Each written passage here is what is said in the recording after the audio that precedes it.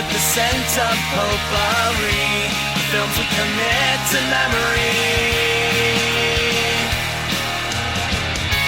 Crossing the felt ropes, watching from home on my TV, looking at all my eyes can see. They tell me I view obsessively. Hello and welcome to The Obsessive Viewer, a weekly podcast reviewing 2 new or recent release titles every episode with an occasional free-for-all segment at the end that we call Potpourri. I'm your host, Matt Hurt, and you can find more of my work, including my written reviews, full episode show notes, and the complete backlog of our episodes and spin-off podcasts at ObsessiveViewer.com. You can also follow me on Letterboxd and other social media platforms at the username of Obsessive Viewer. And if you'd like to support us and get access to hundreds of exclusive episodes, you can join our Patreon at patreon.com/obsessiveviewer. There are hundreds and hundreds and hundreds of audio content releases over there.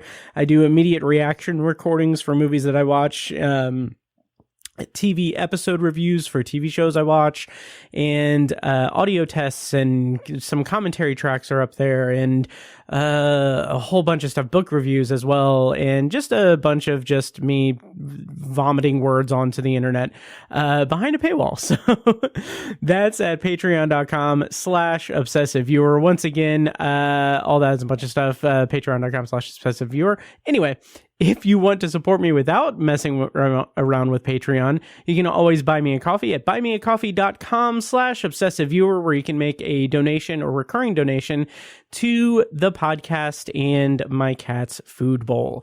This week on the show, we're going to be reviewing a Minecraft movie, which is newly streamable on Max in this week's secondary review. But before that, we're going to go over some news and Indianapolis screenings information before reviewing the new Disney Pixar movie Elio in this week's feature review. And joining me this week, making his second appearance on the podcast, a man who can now be followed on Letterboxd at the handle of Keegan King 89. It's Keegan King. Welcome back to the show, Keegan. How's it going? Thanks for having me back, man. It's going great. Of course. Yeah, so tell us about your experience joining Letterboxd and just how much it has enriched your life now.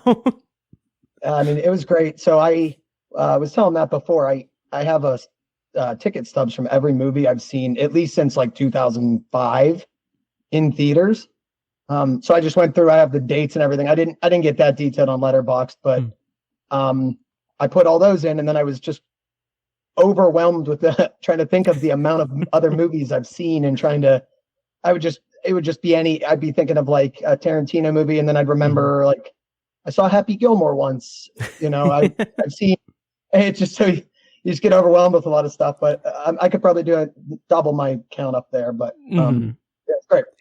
What's interesting, and I don't want to I don't want to put extra work on you or anything, but a thing that I think you could also do is go to the various streaming services you have and look at your history, like your watch history and stuff. That's just not a bad idea. Yeah, that's just the way my weird brain works. I was trying to get some inspiration from like the lists and stuff too. So I made like my Pixar list and stuff, and that's like a whole chunk of movies too. Mm-hmm. I could do Marvel Universe and stuff too in there. So absolutely. Speaking of lists and everything too, I have it's really a private list that I have on Letterboxd for my own sake, but I have a list of every theater viewing I've been to since 2007. And yeah, so in the last, what is that, 18 years? Is that right? Yeah, mm-hmm. I think, yeah. I have watched 679 movies in the theater. That is impressive. So it's something. Oh, it's something. Yeah. Yep. But yeah, so once again, you can follow Keegan over at KeyKing89 on Letterboxd. The link to that will be in the show notes of this episode, of course. And speaking of movie theater stuff, do you want to talk about what's playing this week in Indy, Keegan, even though you're in Pittsburgh? Go for it. Nice. All right. Well, just going to run these down really quickly. Over at Keystone Art in my backyard on Tuesday, they're showing The Jerk as part of their Retro Rewind series. And then over at the Can this weekend, they're showing Some Like It Hot. And at Alamo Drafthouse on Lafayette Road, of course, every first and third Sunday of the month, they have movie trivia hosted by my friend Lou Harry and colleague over at the IFGA. That's not going to be this weekend, but next weekend, it will be next Sunday. And this weekend at the Alamo Drafthouse, they're showing The Wild Robot. And on Saturday, they're showing Unforgiven. And on Sunday and Wednesday, they're showing the 50th, I think, anniversary of One Flew Over the Cuckoo's Nest. And finally, on Monday, they're showing No Country for Old Men. So those are some ideas to get your, blood pumping to go to the theater, I guess. I don't know what analogy I'm making there. But that's what's going on in Indy this week. Here in a couple of weeks, Heartland Film Festival is having their 8th annual Indie Shorts International Film Festival. That's going to run from July 22nd to July 27th and will take place at the Living Room Theaters downtown and at Newfields at the Art Museum. And they're also going to be streaming available as well. So again, that's at that's July 22nd to the 27th. More information on that is at heartlandfilm.org, and I'll put a link to that in the show notes as well. Indie Shorts is a great short film festival that they run. That's an Academy Award qualifying film festival, and I said this several years ago and everything, but it's just really cool to see Heartland Film Festival. I know it's been like 8 years now, but they used to be just Heartland Film Festival was one huge festival with short films and feature length films, and then they finally broke off into two separate things, and it's cool to see the Indie Shorts Festival just thriving so much and everything. So I'm hoping to check out some of the screenings there. I actually have PTO on that Friday, the 25th, so maybe I'll just spend a day at either Living Room or Newfield. So anyway, more information on that's at heartlandfilm.org. And Keegan, any thoughts on all of that? I like that. That's really cool that the shorts are getting their own little festival thing. That's awesome. Oh, absolutely. Yeah, I need to really buckle down and watch them and stuff. I really have I had this plan to do a solo episode that's just kind of a preview of it, but we'll see if I can get all of that done and everything in time. But now that I've put it out into the air, I think I may have said it last week or the week before too, but now I have to do it. So not that I'm not wanting to do it. It's just my brain does not want to make plans. Yeah. Anyway, so that's what's going on around Indy this week and beyond. Keegan, anything going on in Pittsburgh? Yeah. Not that I know of, not Nice. as detailed as anything like that, but Nice. All right. Well, yeah. How about before we get to the review of Elio, let's talk some news before the reviews. Keegan, I've got a few news items to run down. Are you ready for news before the reviews? sure. Nice. All right. So news broke today, as of this recording, that Denis Villeneuve's third Dune movie is not going to be called Dune Messiah. It's going to be called Dune Part 3, which is not a surprise. And it's going to be shot with IMAX cameras, but not completely shot in IMAX. Some sequences are going to be shot in IMAX. And I believe that he said that he is going to film that imminently. It's going to be start filming soon, and that's going to be before obviously he does his James Bond movie, which I don't remember if I mentioned that he's directing the next James Bond movie. But yeah, Denis Villeneuve is keeping busy, and we're going to get Dune Part 3 relatively soon. Keegan, how do you feel about Denis Villeneuve and the Dune franchise? The movies have been awesome so far. Not much bad to say about it, honestly. It's yeah, I mean, can't wait. Really, Nice. Yeah, me too. There was also something else that he said about it, which I found pretty interesting. I think this may have been from a past interview and everything, but his vision for the Dune franchise, like, it's very, very clear that he's a huge fan of Dune, the book by Frank Herbert, and he saw the first two movies as a duology, as just two movies telling that one story. And so his approach to doing Dune Part 3 isn't necessarily going to be an adaptation of Dune Messiah per se, which is the third book the second book in the Dune book franchise. But he sees it as being like it's not going to be the conclusion of a trilogy. It's going to be its own thing, which I found kind of interesting. Yeah, I don't know. Do you have any familiarity with the Dune written works? I believe I read the first one a long time ago. It was actually not, I didn't have the easiest time getting through it. Yeah. If I recall correctly, it wasn't like a quick read. No. It's kind of tough to get into, honestly. Yeah, which it's like if you're the thing that I had trouble, not necessarily trouble with, but the thing that I struggled with the first book was that I was expecting it to be like I was expecting it to be science fiction through and through, which it is, but for the most part, it's like this mystical, like fantasy element with it, as well as science fiction. And it's more about this messianic story and everything. And I think that was a tough transition for me to like kind of key my mind into while reading it. So I think that kind of hampered my enjoyment of it the first time around. But I read it like 2 or 3 times, and I really like it. And I like Dune Messiah too. I'm trying to think. I mean, if I recall correctly, I know, like at least in the first part of the first one, they get like really deep into like the economics of like spice trade and all this stuff.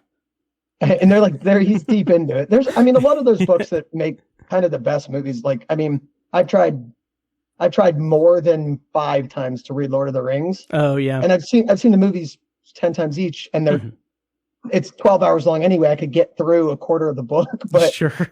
he uses like a lot of just like prose and flowery language to get you to see what you can just see on the screen. And it's like, sometimes I get hamstrung when I'm trying to read stuff like that. Oh, I totally get that. That's one of the things that I like to tell people when I pitch them the prospect of reading the Dark Tower series, which is my favorite thing.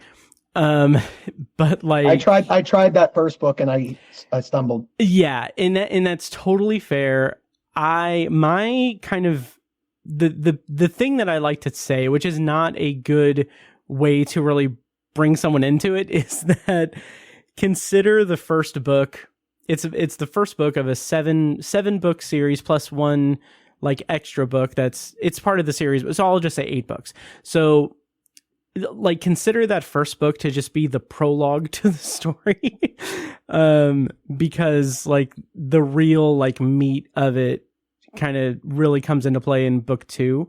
And that's a terrible way to pitch someone to read it. Like I will say, if you don't like the first book, The Gunslinger, then just stick it out and just read like the first like couple chapters of the Drawing of the Three, which is book 2, and like see if that's more your vibe after finishing The Gunslinger. I do love to devote your 10 hours to this prologue real quick. Exactly. And once you get through that square, it's awesome. After that, it's smooth sailing. But like in my defense, or in Stephen King's defense, really, I do feel like that. I think that's pretty apt because those first few chapters of the Drawing of the Three is a more accurate. I don't know if I'd say accurate kind of depiction of or accurate window into what the series is, but it's so completely different and unexpected that it's a better gauge of whether or not it'll be your thing. So gotcha. Yeah. But anyway, this isn't Tower Junkies. Check out Tower Junkies though. So Denis Villeneuve, I'm excited for him. More power to you. The next piece of news that I have, I'm going to kind of bunch it together with an anecdote here in a second, but as of this recording on July 8th, so a couple days ago from when people are listening to a day of release, AMC Theaters is now offering 50% off tickets on Tuesdays and Wednesdays. So the article reads, beginning on July 8th, AMC will offer 50% off movie tickets on Tuesdays, in addition to the previously announced 50% off Wednesdays for those part of the AMC Stubs Rewards program. This replaces AMC's prior Discount Tuesday deal, which offered $5 tickets for Stub members. In addition to half-price admission, AMC is discounting its small popcorn and drink combination on those days. So Keegan, do you, I can't remember if last time you were on, if we talked about AMC in general. Like, are you an AMC girly or Regal bro? I don't know. I go to, who runs Cinemark? Oh, that's a good question. Is it, I think it's its own thing. Yeah. That's where I'm usually going. Okay. Cinemark. Yeah. Nice. Okay. I heard you guys talking about the expanded pre-roll last week. Yes, and that was actually the anecdote that I'm going to bring up, which I can go ahead and say. Yeah, I had my first experience with AMC plugging in a commercial in with the previews, and I was not a fan. So basically, this was weirdly unexpected to me. I don't know why, but basically I got to the theater to see Elio, and I got to my seat and the trailers had started rolling, and we got 3-4 trailers in, and then suddenly there's this drop of a Google ad, and it's a commercial. It's like a straight up commercial. Jorge Fox is in it, or Georgia Fox, I think that's how you pronounce her name. Anyway, from CSI and Memento. But anyway, this Google ad was slightly annoying to me because I was in the trailer headspace. So the way that it starts is it's like this man was born in 1998, the year that the first Google search happened, and throughout his life, he has Googled so many things, and it shows like a montage of all these things that he Googles and everything. And I'm sitting there thinking wow, Google made a movie? This is a weird trailer. And I'm just like, oh wait, this is one of those freaking commercials. Okay, this is lame. Sergey Brin biopic coming at her. Right. It was very disorienting. And then after that, we got more trailers, and I was just like, I don't like that. I don't like that interruption, because I don't know. It's just, maybe I'm nitpicking, but it's just like, ugh, it left a bad taste in my mouth. Well, even, I don't know that they said that they're expanding it, but when I was going to the movies to see 28 Years Later, Brent told me to be aware that it was going to be longer. And you know what is the real bummer for me is that I had a short window to see the movie, and the movie's only 2 hours long. So I basically had to opt into it was 11:10. I just figured I'll go over at 11:30. And so then I end up missing trailers that I would like to see. Oh yeah. I mean, I don't usually sit around Googling trailers. Sure. I catch enough to see, but it essentially just made the movie start time change for me. Yeah, that's really interesting, because I do, as someone who's perpetually late to things, I do like that buffer that we get. And I do, on paper, really like that it's I now have 25 to 30 minutes instead of 20 minutes to really get there in time. I love watching the trailers, so that's fine. This is probably going to be TMI, but this was a perfect example of that at Elio. I got there right as it was starting, right as the showtime was starting, and I was thinking I could probably go to the bathroom, and I went to the bathroom. One extra pee in? Yeah. Exactly. And when I went in, it wasn't pee, but yeah. Now it's TMI. Yeah, now it's TMI. But I had this situation where I was like, oh my God, I could go to the bathroom. And when I went to the restroom, it was oh, the stalls are used up. It's they're occupied.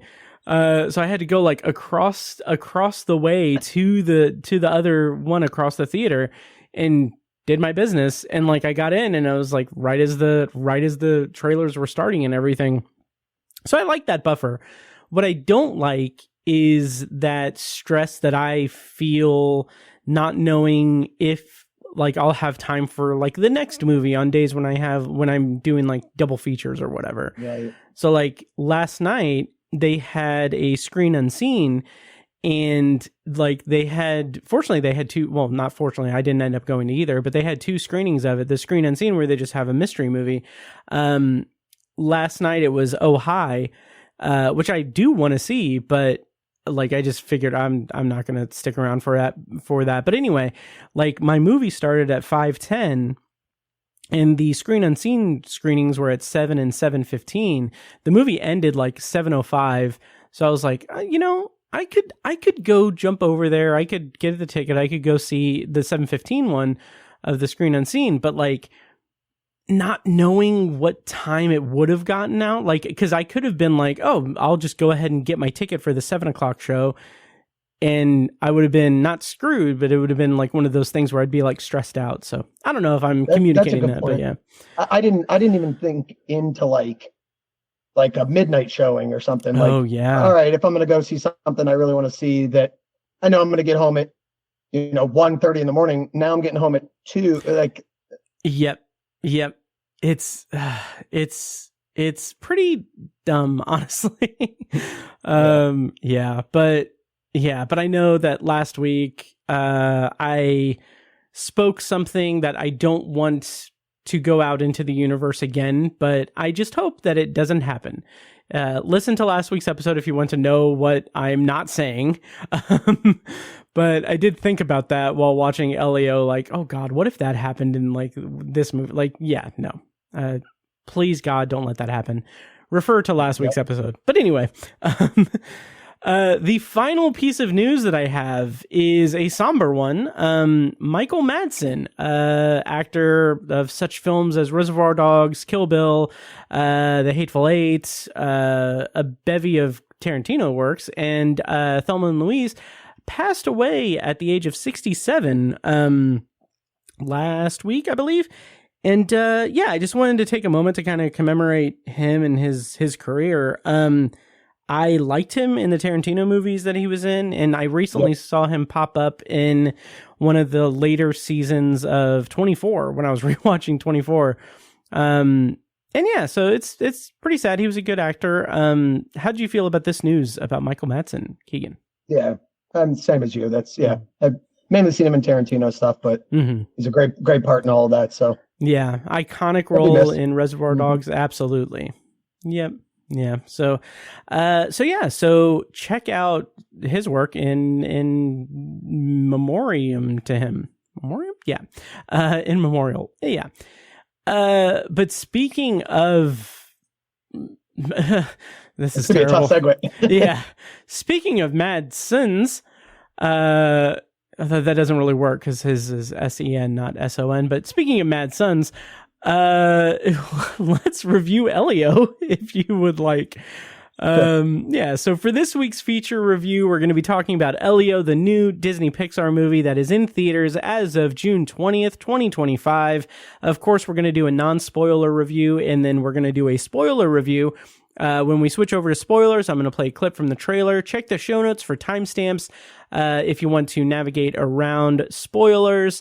Those show notes are in your podcast app or in the description of the YouTube that you're watching or whatever.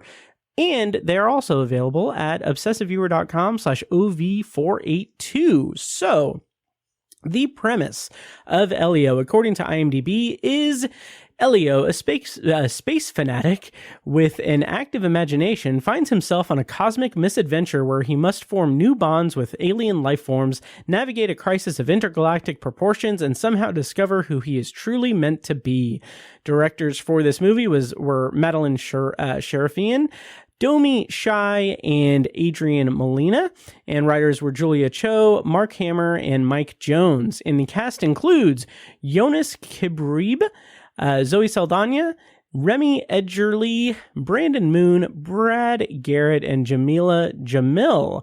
So Keegan, we both saw Elio separately, but how did you feel about this movie. And before that, where are you at with Pixar right now? Like in terms of how have you enjoyed Pixar in the past, and how do you feel about them currently?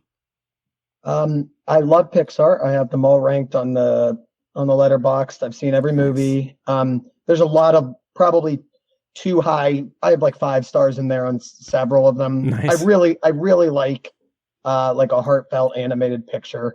The animation obviously has been amazing my entire life. I mean, you go from like Toy Story when you're a kid, and then you don't really know who Pixar is or what that is, and then it's still as good when you're 18 and whatever else. Not Finding Nemo is probably still 12, but as you keep going, the movies are just still so good, and they have been consistently. So I'm always excited about any Pixar movie. Nice.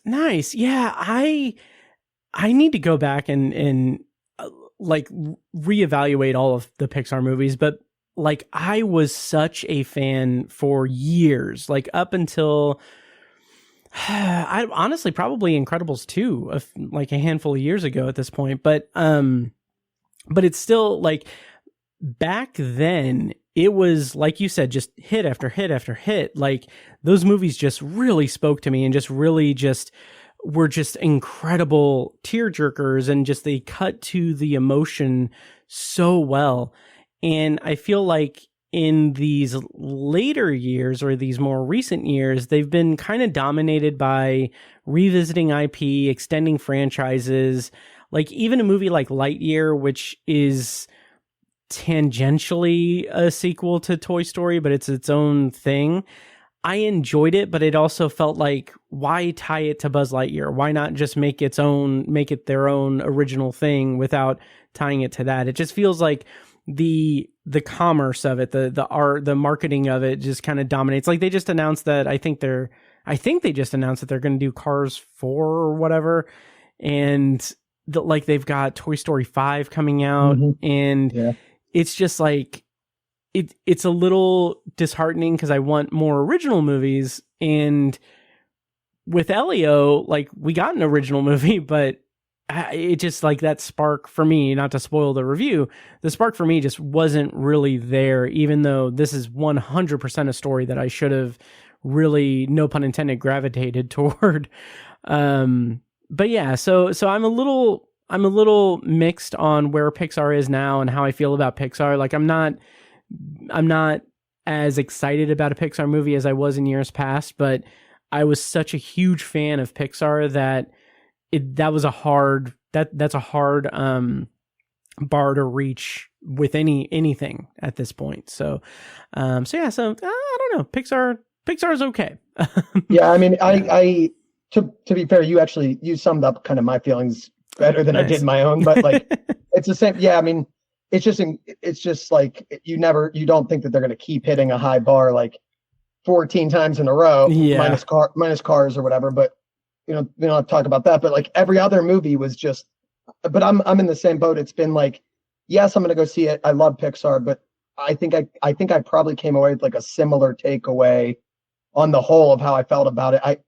I mean, it's still Pixar. It's still really good. It's beautiful. It's wonderful. But it's not. It's not even like you're saying with them retreading IP and stuff. I know it's nothing like WALL-E or whatever, but it's still like it's a space movie. It's still a little. There's no like.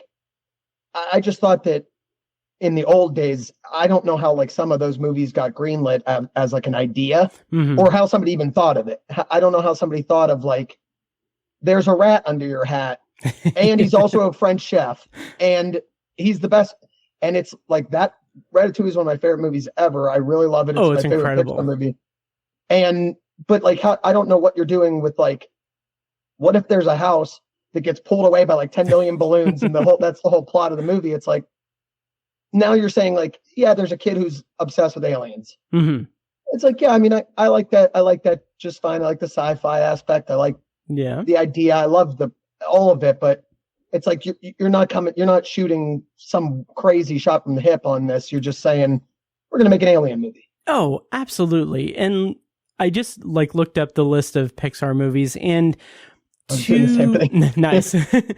To their credit, and I say that lightly, they do seem to be alternating between original movies and existing IP. So at least these last few movies. So like we had Turning Red. Like there was a good run after Toy Story 4. 2020 had Onward, Soul, and then 2021 was Luca, and then 2022 was Turning Red, and then we got Lightyear that same year in 2022. So it's an interesting kind of like we had a run of good, relatively good original movies. I wasn't a huge fan of Onward. I think Soul, in my opinion, is the last one that was about 5 years ago now. That really Soul was really good, but then Luca, Turning Red, I mean, and like even Elemental and Elio kind of all fall in the same like sphere to me. Yeah. They're original, but it's nothing like crazy. Yeah, there's something kind of missing from at least like Elemental. I thought was nearly. I would almost go so far as to say it was bad. Like I did not like Elemental. Like it's such a weird, just like it just really felt like they were struggling to like take this concept. Like years past, the past movies, they would take a concept and boil it down to like package it in such a way that is very much like cinematic and understandable. Like Inside Out is one of those things that like I applaud it and the sequel for being just so interesting to gift children with the tools to just kind of be able to explain and express how they feel by like just having this visual kind of thing to draw from. Like I think that's incredibly skillful storytelling on their part. But Elemental is just like, what if elements could talk? And it just felt like it's also like for some reason we're doing Romeo and Juliet. Like it's like we can't be lovers, but why am I a fireball and you're like a water droplet? Right. Yeah. I mean, I like all those. Like I was saying, it's like Luca. It's like, what if there's mermaids? Elementals. Like, what if they're fireball? It's like where's like a, like something just really off the wall. Like even Monsters Inc. is like it's a really weird movie. Like the monsters are all really weird. Yeah. It's an odd thing that there's a monster factory that thrives on scaring kids to generate like power. It's like it's a weird plot. It's the idea that somebody came up with in their head to say that that's a profitable movie is wild.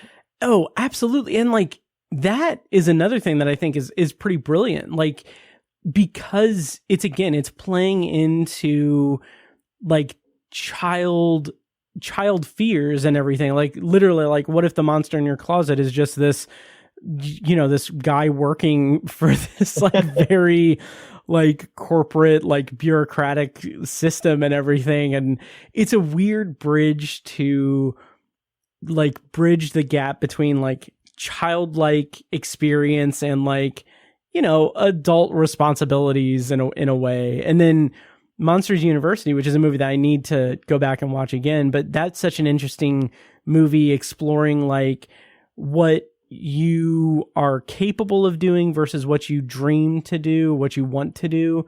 And it's just like, I remember being kind of affected by that. And those are all, Toy Story in the day is like the prime example, right? Of like, oh yeah, you're a kid, you play with your toys, and then you're an adult. It's like, the coming of age stuff. And then it's like some of your friends that you're going to lose. You didn't mean to. And it's like, it hurts like in like a fundamental way. They're sending a real message there. Oh, absolutely. And like even, I'm not going to get into like Toy Story 4, which I don't really have much of a memory about or anything. Cause I feel like the first 3 Toy Stories are like a perfect way to just tell a complete story about adolescence and growing up and everything. And it's really weird. But to Pixar's credit, also, I did really like Inside Out 2 last year. So maybe they do have some gas left in the tank, but in regards to what they have coming up, again, they're kind of seem to be switching off between original versus sequels. So like next year in March, they're supposed to have Hoppers, which is, I believe, an original movie. And then after that, it's Toy Story 5. And then they have a movie called Gato, which I'm not sure what that is. And then presumably in 2028, they're going to have Incredibles 3 and Coco 2. So we don't need a Coco 2. I don't. like Coco.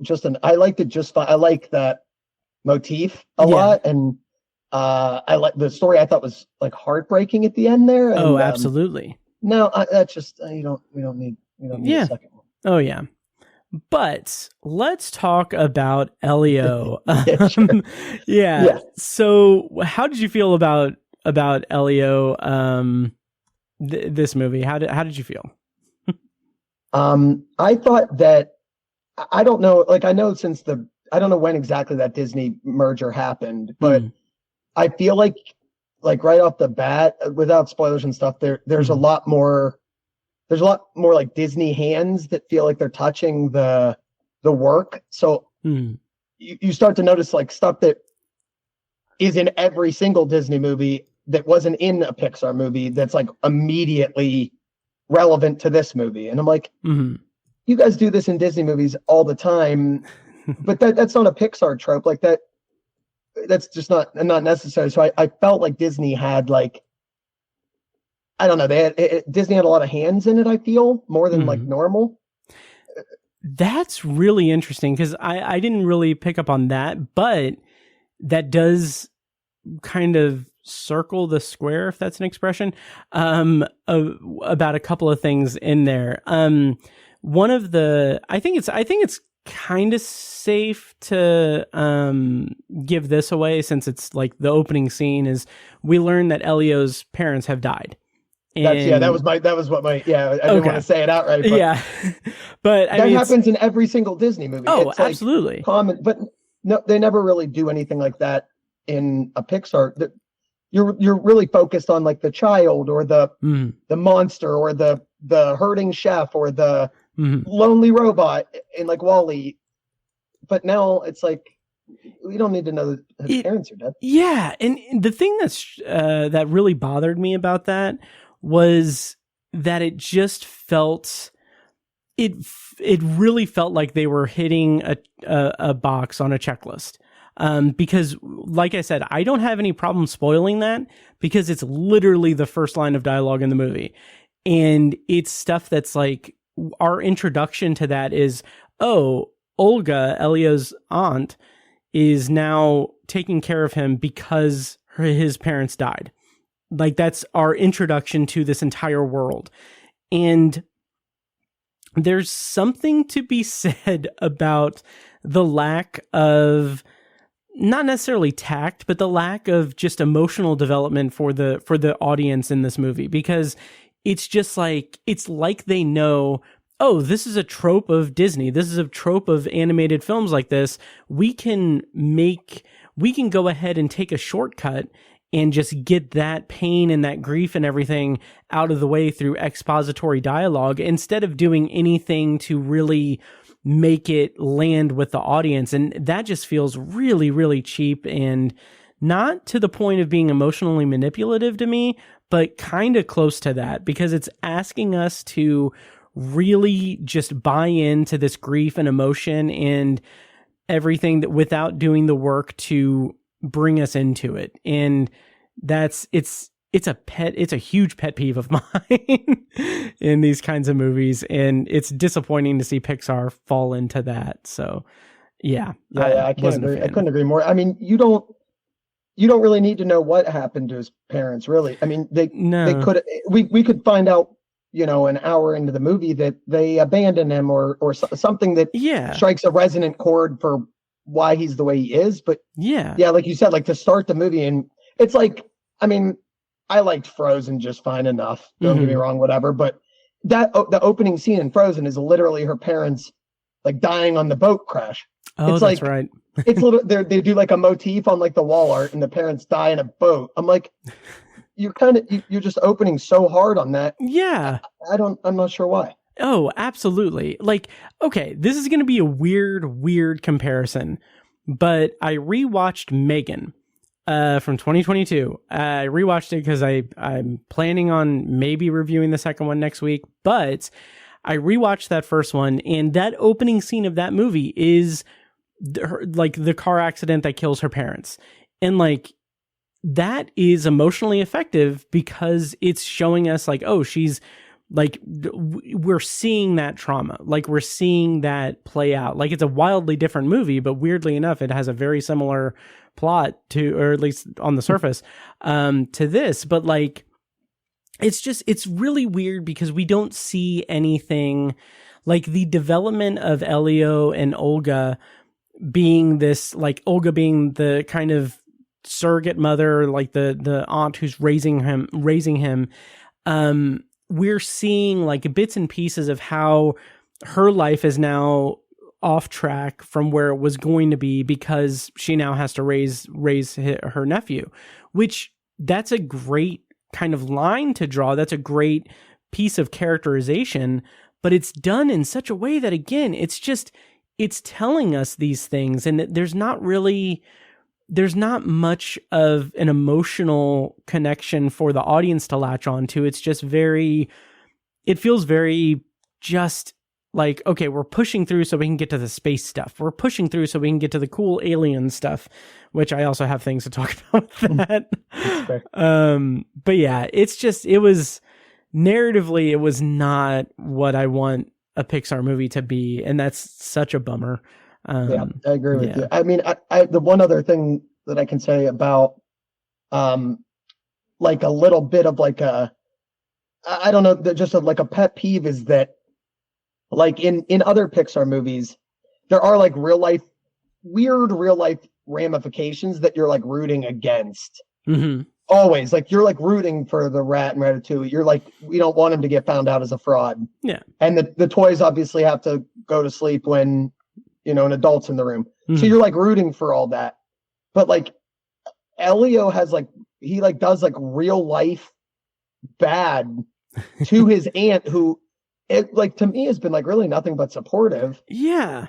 And he like, without spoilers and stuff, but he like actively nearly like sabotages her on multiple occasions. And I'm like, at like a point in the beginning there, in that first like exposition, it's extended also. It's like a 30-minute exposition before we get moving. But I'm like I'm like, why are you she just told you don't go in a place, and then you're immediately in the place. I'm like, yeah, she's trying so hard to like keep you out of trouble, and all you're doing is getting into trouble. I'm like, do I not like Elio? Am I not supposed to root for the kid? Like, oh, totally. And like, here's the thing. I will defend lightly those character choices to an extent, just because that does feel very childlike. That feels very much like what a child would do, like not listen to an authority figure and everything. But also, when you don't have that like emotional groundwork laid,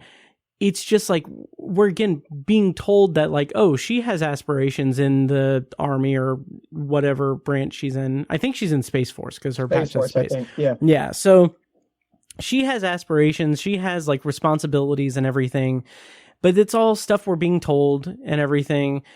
But once, like, I can understand where the movie's coming from, because him like doing these things and getting into trouble is driven by his desire to make contact with aliens.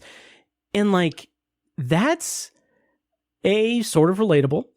And B, it is very much an extension of him not feeling like he has anything tying him to Earth. Like he wants to be taken away because he doesn't feel like he fits on the planet, which is a very hefty, weighty, emotional thing for a child to like think and experience. And that carries through pretty well throughout the movie.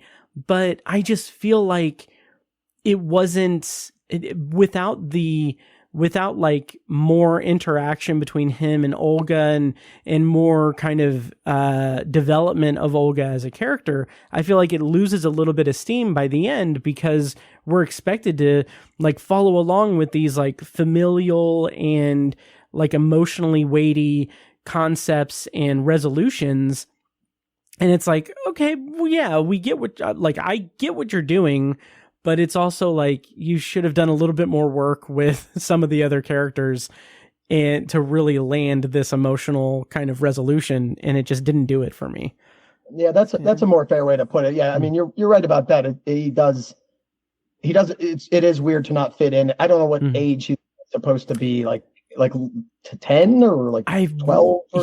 I think he's like 12 because he's in middle school. Yes. Yeah, I think he's in middle school. So that you're right about that. It is tough to be like 12 and say that no one relates to me. But like my only thought was that like the whole time she's like trying to like bond with him. Like you said, there's just not enough like weight on him as like how he's I'd love to know like why he's feeling the way he's feeling, like in that way that she's like trying her hardest, and he's just like, he will. I mean, without spoilers, like there are situations that are really like I would be running into a room, I guess, at 35 years old. If some of that stuff was happening, I'd be like, I need to know what is going on with this. But yeah, you're right about that though, that it is weighty is right for like a 12-year-old to be wanting to leave the earth. He thinks he has nobody around, but you don't really know. Like, I'm like, his aunt's doing a pretty good job. She's trying her hardest. Right.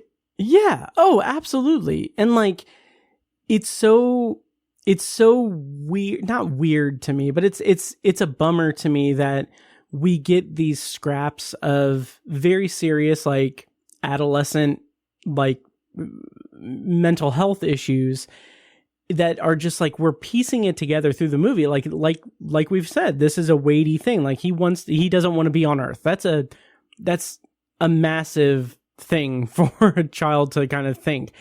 But like, knowing that that's the direction that this movie is taking, and knowing that like even last year in Inside Out 2 and in the first Inside Out, like 10 years ago, they did such a great job of showing what it's like to be a kid battling like mental health issues, depression, anxiety, all the different personalities and everything.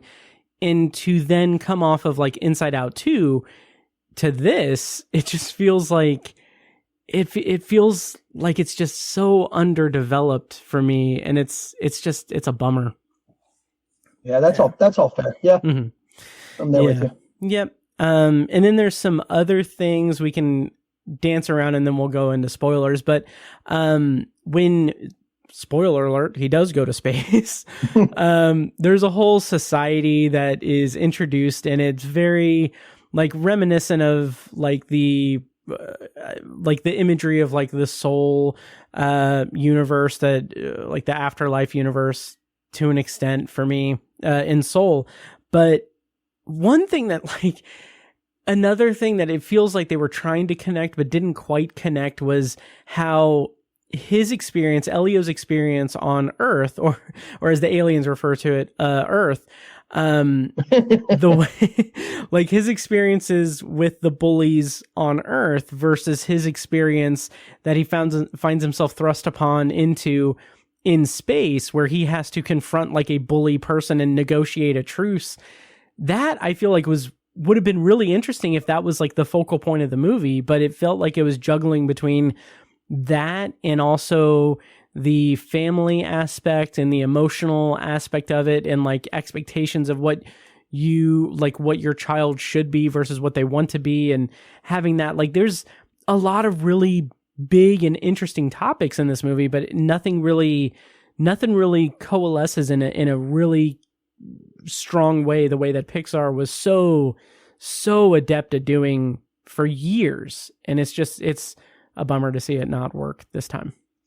That's a good point. I didn't kind of tie the two together of like the bullying and that's like such an effect on him on Earth to the point that that's a major like factor into an additional factor into why he wants to leave. And then you're right, like there's obviously going to be an antagonist and he is just an outright bully. So like, Yeah. it would have been cool to even call back and say like, I stand up to bullies.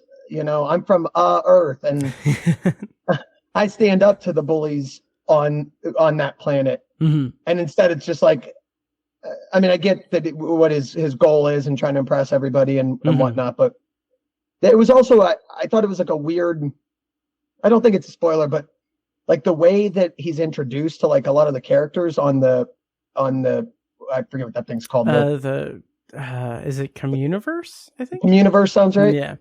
But he's introduced to them in almost like it's almost like they're trying to do like a Senate situation from like Star Wars. Yeah. And it's just, the whole thing like felt, I just was like, it was a really weird scene. It's like uncomfortable in weird ways to me. There's like, I don't know. It's just like a weird scene. And like, then nobody's really like that. So I'm like, it just had like a disconnect. I'm like, oh, cool. They're like, this strong race that runs the Communiverse. And then they're really just not that. So yeah, it's if they're trusting everything to Elio, it's like, oh, absolutely. Like another thing that really bothered me about that was how underdeveloped the whole Communiverse was. Like that just felt like so bare minimum. Like you think back to like Finding Nemo, you get introduced to all of the like sea creatures and everything, and like that little society of like the school of fish and everything. That's a good just way to bring us into all of that. And countless other Pixar movies do that. Here we get like the introduction to the Communiverse, and it's just kind of rapid fire. Like, okay, these are the characters. These are the ambassadors. They have like the technology to change, to translate for them and everything. So that's all set. And then suddenly it's like, okay, we've got this villain character that we get again served the explanation of what he is and who he is through just dialogue. Nothing like, it's just like, oh, he's a bad guy because he's a bad guy. So now we need to face the bad guy. And it's just like, it didn't seem like it was nearly creative enough to capture my imagination. Plus, very like the thing that kept just like kind of eating at me was how weird it was that like the what's his name? Grigon, Brad Garrett's character, how him and like his whole like race of aliens, like with those like carapaces or whatever, they like it. It's weird because they looked like the Emperor Zurg villains from like Toy Story, like the in-universe Emperor Zurg, like the design of that. And what I couldn't really reconcile in my brain was like, oh, they're doing this earnestly here. They're using this kind of like this look, this vision of an evil villain that is very similar to what they did in the Toy Story franchise when they were showing, and granted, they also kind of did that in Lightyear and that was played earnestly, but in Toy Story, it's like, oh, when we see like Emperor Zurg and everything, it's to show how like ridiculous and how pulpy the Buzz Lightyear universe is, in contrast to like Buzz Lightyear having to be like in the real world with other toys and reconcile like his existence. It's like, it's played up as like very silly parody of science fiction. And then here, 20 some odd years later, we get a very similar design, but played in an earnest way. And it just, I couldn't get past that it was originally like, it looks like what was originally parody in Toy Story. And now it's like played earnestly. So I don't know. That's a good point. Yeah. I didn't even think about that, but I mean, you're right. Yeah, it was weird and distracting, and it didn't help that the characterization was not quite there for me either. Which we can start to transition over to spoilers here in a second, because we'll talk a little bit more in depth about that. But yeah, everything else about this movie just felt like the pieces were there to make for a really strong coming of age and coming of age story about, you know, realizing your potential and like realizing that like your weirdness, your eccentricities aren't ways to escape, but they're just who you are, and like accepting who loved ones are for who they are. Like there are a bunch of different things that could have been more brilliantly told and explored in this movie. But again, it just felt like checklist, checking off the stuff, and hey, some interesting designs to sell toys. Yeah. Which is never a good thing. Yeah. So in non-spoilers, wrapping up the non-spoiler, anything else you want to talk about, Keegan, in non-spoilers? And if not, what did you rate this on Letterboxd? So I still gave it a 3.5 because I really liked like the first 20 minutes. I really liked Elio and spoilers, the Glordon, you find out, but I really liked us like a certain subset of characters a lot. I thought there was like a lot of humor in a variety of different ways all through it, and some like fairly deep set. There's my favorite part is a totally different thing, but we'll talk about that later. But and I like the themes. I like the animation. It's hard for me to, unless you really drop like a Cars on, like my problem with Pixar is also like the best movies for me get like a 5-star rating, but then they can drop some, is that a pun if I say a clunker? Lemon in there or something. Nice. They do drop some like real lemons, and I'm like, it's nowhere near a 5-star. It's not near even a 4-star. It's generously 3.5. It could have gotten 3, no problem, but it's nowhere near like a Cars for me. So I kind of have to be consistent with my own thoughts on Pixar as a whole. I totally get that. And interestingly enough, and this is a tangent, but like I actually like the first Cars.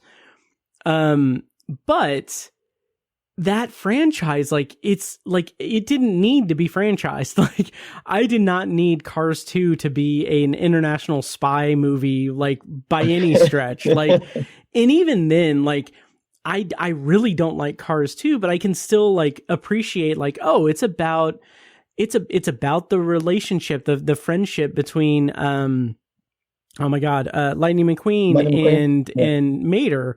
And like that's good, that's respectable. Like I like that for what it is, even though the movie around it I just didn't like at all. It is a unique enough plot in Cars 1 anyway. I mean, I mean, they've done talking cars all over the place, but like a race car movie, you know, you do get some like interpersonal relationships. So it is a unique idea thing. At least. Yeah. Yeah. Oh yeah. But yeah, so so to kind of give my kind of wrap up for Elio non-spoilers, as much as I probably seem like I railed against it, I pointed out so many things that I had problems with. Like, it wasn't terrible. Like, those ideas are there. So I ended up rating it 3 stars. I didn't heart it on Letterboxd. That's kind of the dividing line of if I rate it 3 stars, is it 3 stars and a heart or 3 stars and no heart? 3 stars and no heart for Elio. The animation was beautiful. I will say that. And it did start to tickle some of my sci-fi fan stuff, but it was kind of a mess narratively, and it didn't really, like you said, the first 20 minutes or so were really, really solid. Like when he's in the museum and he sees the exhibit about the Voyager spacecraft and the golden record, I was just like, oh my God, this is speaking to me. This is really speaking to me. And then it just didn't really connect with me the rest of the time. So 3 stars. We'll talk about it in spoilers. Are you ready, Keegan, to go into spoilers for Elio? Sure. All right. So once again, we're going to go into spoilers. I'm going to play a clip from the trailer. If you want to navigate around spoilers, check the show notes for timestamps to skip it and skip over to our review of a Minecraft movie. But without further ado, I'm going to play a clip from the trailer. When we come back, we're going to be spoiling Elio. Okay, come and get me. You okay? I'm trying to get abducted by aliens. Elio! Skipping school. I don't know if this is boundary testing or sleep regression or... Which one of these is you? I don't know, but I think that one is you. All right, so spoilers on for Elio. And that was not a reference to Elio. Elio, that was just me not knowing how to speak. So spoilers on for Elio. What do you want to get started on, Keegan, with spoiler talk? Well, I have a silly anecdote first of the ant there. I don't want to come off as like lightly racist or anything, but Oh God. I thought for the whole movie that it was America Ferrera voicing the ant. I wondered that too. I went on and read that it was she was originally voiced by America Ferrera. Oh, and she had to drop out due to a conflict. Oh, So that's interesting. It ended up being Zoe Saldana, and I was like, all right, it's similar voice. I thought the whole movie, I'm like, yeah. So that was a weird thing. I'm like, I thought it was her, but I guess they're saying Olga was originally going to be Elio's mother. Oh, interesting. And that America Ferrera was there to voice her, but that's just a silly anecdote. That's wild. Because I thought that too. I wondered. While I was watching it, I was thinking like, I wonder if that's America Ferrera. But wow, okay. Yeah, that's what that's just a weird anecdote. But I didn't know the voice cast or anything, because a lot of these, at least the more recent. Well, I can't say a lot of them because like Inside Out had every person in the world, but like yeah. Like many, like Luca and stuff has there's a lot of voice people that you don't know. So I didn't really know anybody. I mean, Brad Garrett and stuff, but that was just my weird anecdote. But interesting. I wanted to bring up like a light, I guess now that we're in spoilers, the thing I didn't want to harp on was that like singularity guy, the ooh. Oh yes, the one who like gave him the pins. Oh and all yeah, that stuff. the little floating thing. Yeah, I like that kind of thing. He really it really frustrated me because it starts to get into that Disney stuff again of like that weird chicken in Moana that like it has no plot purpose but like walks off the boat repeatedly, and like that ooh does have like a major plot purpose because it can just do what it translates for everybody, but like it's really just like in my opinion, because I was thinking about this, I'm like, I try to go to Disney like once a year. I'll be at this year, and like nice. I'm thinking of the toys that they're going to sell for this movie, and like they're going to sell a little plushy box. They might sell like a Gordon, but I'm like that. You don't need to make that box like so. It like even like the Mario movie. There's like a star that's in like a cage, and it just that star was the best character in the movie. But it just makes me think of like it's like you could have made it like a fun, a different alien, like something unique, but you made it like this weird little box. Its name is literally Ooh, and in the cast, I think it's 5 O's is the character's God. name. Oh wow! That frustrated me. I'm like, what? Why is there ooh? It just like it spoke to me as like a toy. That's building me a toy. Yeah, that's really interesting, and like a toy that's not designed well. Like it's just no. That's so interesting because I didn't really have an opinion about ooh at all because, like you said, it doesn't really follow like a plot purpose or anything. It's that and the weird deck of cards thing, whatever it was called.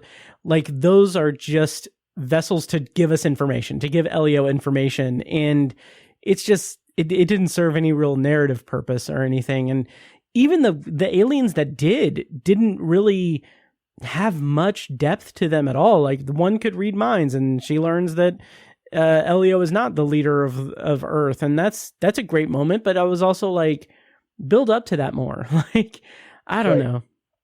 Yeah, I mean, there's a lot of stuff. Like it was just there. One of the guys is just a alcoholic, clearly on the screen. Yeah, he keeps getting his drink refill. I'm like, what is and he's like arguably one of the top guys there. He's always in the forefront of every scene, drinking what's not alcohol, whatever they get around. Yeah. I'm like, this guy's weird. I don't much care for him. I'm like, I mean, a lot of those guys are cool designs and whatnot, but I was just thinking back to like if you're going to get like a Doug or like Doug is a major character in. Oh yeah. So if you're going to get like a stuffed Doug, I mean, I guess Doug or Up has Kevin, which I guess he's a peacock that screams into the void. But sure. But it's still like unique. It's still like right. a thing that's has like some kind of like not depth, but like dimension to it. Like these characters, like it's a blob. It's like I can't really like those other characters. I like one is slug like, and I can't. They're all kind of slug like, and it just feels like there's not much imagination to the design of them because like it reminds me a little bit of like a more coasting version of like Elemental or Soul. Like they have like colorful just images of things, and like Soul it works because that's like that universe, that afterlife universe is interesting to see like a range of colors and blobby colors and like as concepts. And Elemental, even though I didn't like the movie, it makes sense that okay, these are elements and everything. But here it's just like there's not much memorable about it, and because they're like alien species that are supposed to run the gamut of the entire like universe and like heightened intelligence throughout the universe, the fact that there's not much time spent to either develop the different type of life forms or to even just showcase like a unique design for the life forms just feels like a waste. It didn't necessarily take me out of the movie, but it just didn't do anything to endear me to into the Communiverse concept. Yeah, and to go along with that, like if you have free reign to do whatever you want, you can make them literally. I mean, it can be anything. Yeah, you don't need to make like a blob. You can do a little bit better than a slut. You can do. You can literally do anything you want. Yeah. So like make something weird, make something real weird. Oh, absolutely. Like they're clearly kind of going for Star Trek vibes, like you said, like the kind of Senate council thing. Like use that as a template. Even like Star Wars, like use that as a template to show. There's some real weirdos stuff. In Star Wars. Totally. Some real weirdos. Yeah. Oh yeah. Weirdos and greedos. But it's just weird because it feels like they were just kind of piecing things together, which is I don't want to harp too much on the somewhat lacking creativity of this, because I know that like animated movies, they take a ton of work. Like this is something that was in the works like for years, obviously. It just sucks that the product isn't necessarily reflective of that time frame of development. Yeah. So, like you said before too, there was so much room for something that could have been really good here. And I mean, like, I'm just thinking of like, I don't want to bring up WALL-E in comparison just because it's a space movie, but like WALL-E essentially has for I don't know what 40 minutes of the movie, there's one character. Yeah. Oh yeah. And then for like the next 20 minutes, there's two characters, and you love like Eva and WALL-E like 100 million times more than you're feeling for this little robot box man. Yeah. 100 times more than you're kind of it. There's just no way to like relate into any of the characters or like feel any. You just care enough about most of them. Yeah, absolutely. And when going through like the characterization and the character development between Olga and Elio, like there's that element of it that I feel like, honestly, I would go so far, and this is not to disparage the movie too much, and I have no context for this. This is pure conjecture, but the whole concept of Olga connecting with the clone Elio, who is normal because Elio tells him like, just be normal. Her connecting with that and Elio eventually noticing that and seeing that, I feel like maybe there's a different draft, an earlier draft of this movie where that's a focus. That is like the focus of the movie, because it's supposed to be about the disconnect between Olga and Elio, and Olga being thrust into this parent role for her nephew. And to the movie's credit, she never really, it rides that line of almost implying that she would rather not be the parent figure, but not going full on like you're not family or whatever. Like, he says that she's not his family, but she like clearly loves him and cares for him.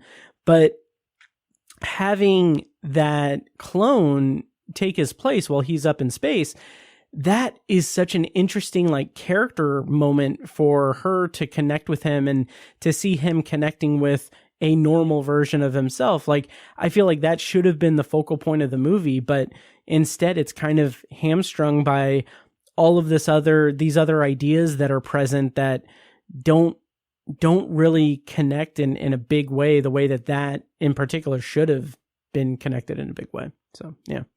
That's a very valid point. And I would say like one of the biggest, that other Elio, that was the highlight of my movie, honestly. I really liked that the way that character like just acted. His death was really awesome. Yeah, I love the Terminator 2 reference. Yeah, that was awesome. He's like popping around the corner. I really loved that. So good. Like, that's a horror movie in that moment. That was so cool. Yeah, for 1 second, like the music changes, everything's like dark. I like laughed out loud. That's like some of those little things. Like, I really like Glordon. I saw a lot of his dialogue and stuff in, I think, like the trailer where he's talking about being like a bargaining chip, and he's like, I've never been a bargaining chip. I've been called useless and this and that. Yeah. But I still I thought that there was some good comedy there, and like good comedy on the other Elio. I thought that they like tried to brighten.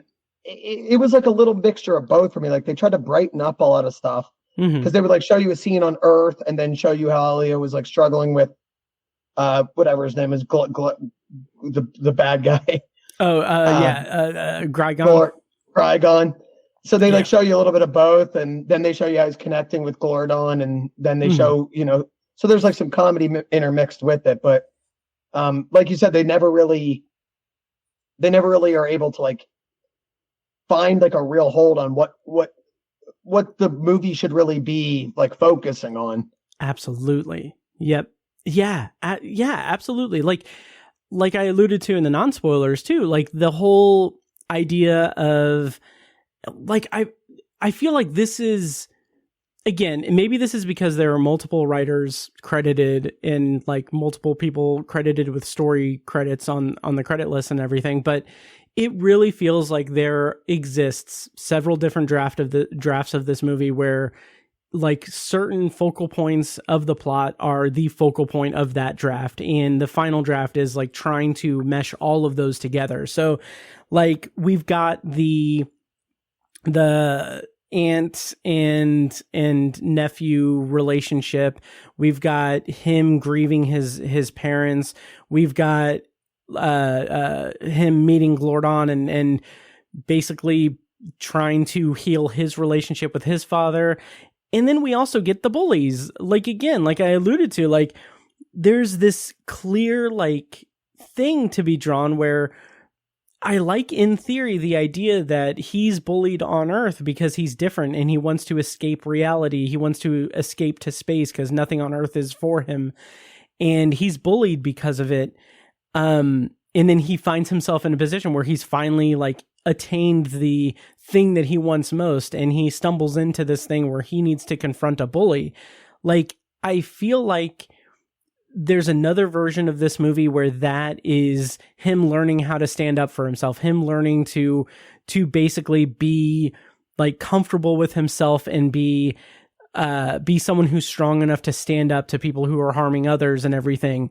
But this version of the movie doesn't explore that. And instead of having like a big growth moment for Elio to learn how to stand up for like the communiverse and then in turn learn how to stand up to the bullies on Earth, we get him jotting down negotiation tactics on his hand and stumbling through that. And then it just felt just so just so disconnected for me, all told. Yeah.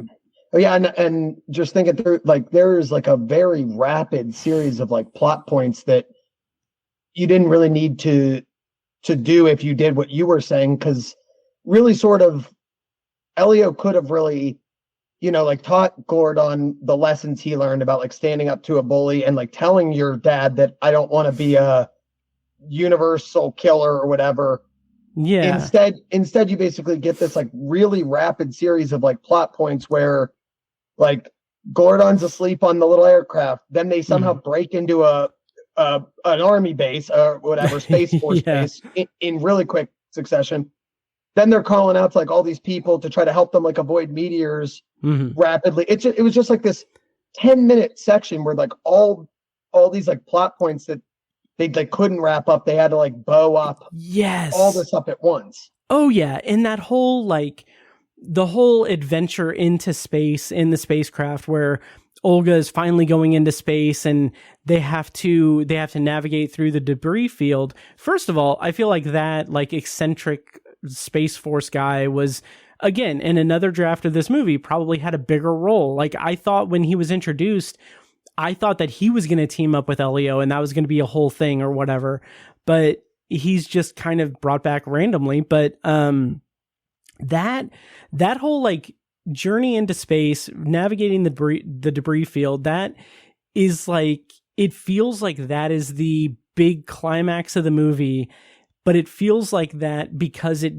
not because it like is supposed to be, but it feels like, oh, we need one of these threads to be the big set piece of the big climactic moment. And because it's kind of out of necessity, it doesn't feel like it connects well to the emotion of the story. Like that could have been so much more powerful had we spent more time exploring Olga's desire to go to space or desire to be in the astronaut program, but having to put that on hold because her duty to her family and to raising Elio is making that take a back seat. Like that could have been such an emotionally just like that could have had so much emotional gravitas to it, but we don't get that because we only get like lip service to that. And we don't get like an actual cohesive like development of that character and of that character motivation. And that's the same across the board with pretty much every plot line in this movie. And it's just really frustrating to see that in, of all things, a Pixar movie, which is like time past Pixar movie. It's like, I would bawl my eyes out at a Pixar movie. Hurt you in the heart. Yeah. Yeah. Oh yeah. And I tear up at a lot of stuff. I'll tear up at a commercial if it's enough, but I did. Well, let me tell you about this commercial in between the trailers at AMC. I probably would have teared up at the. No, I mean I teared up at the Gordon Grygon thing. I thought that was a really sweet reconnect, but then swaddling him, yeah, and he busts out of the thing, and it's a really sweet. But then, like you're saying, like there isn't even enough emotional gravitas for me to even at that point care about Elio and Olga. So, like that would have been like the part where I would have liked the most. I would have been it like, so you mentioned even showing in Indy is A Wild Robot. Everybody's supposed to see A Wild Robot. I love that movie. Oh, it's great.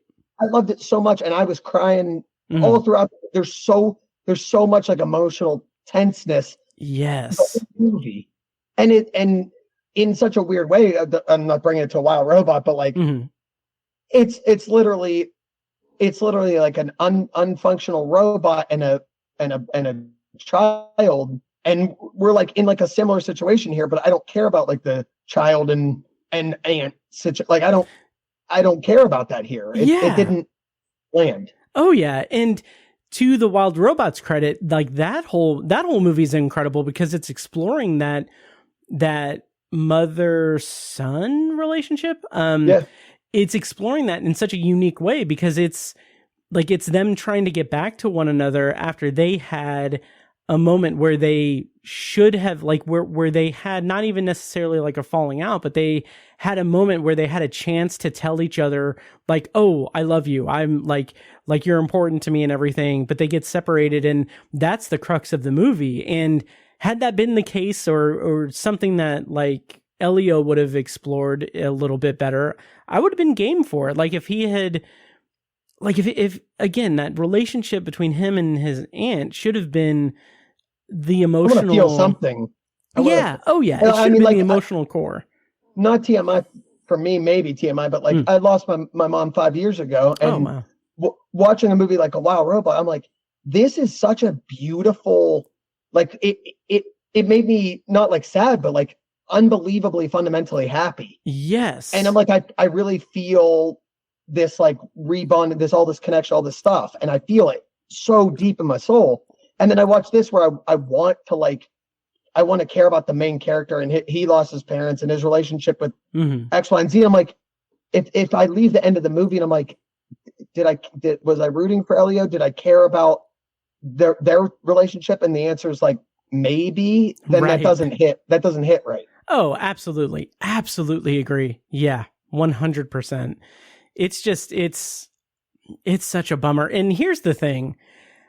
If I didn't look up like the box office or anything, but they like the universe as underdeveloped as it is, like they could franchise this. If they pull back, like I could see them being like, oh, Elio 2, Elio goes to Mars or something. Yeah. And I'm like, now I know that that's a hypothetical and everything, but if they're going to do original movies, if they're going to create original content and they want to franchise it out, not that I'm saying that that's what their plan is for Elio or anything, but start with a good original thing. Like that's just across the board. Like actually do the emotional work to get us invested in the characters and everything. It's just, it's frustrating. Do an Inside Out or do it in Incredibles. But I liked Incredibles 2.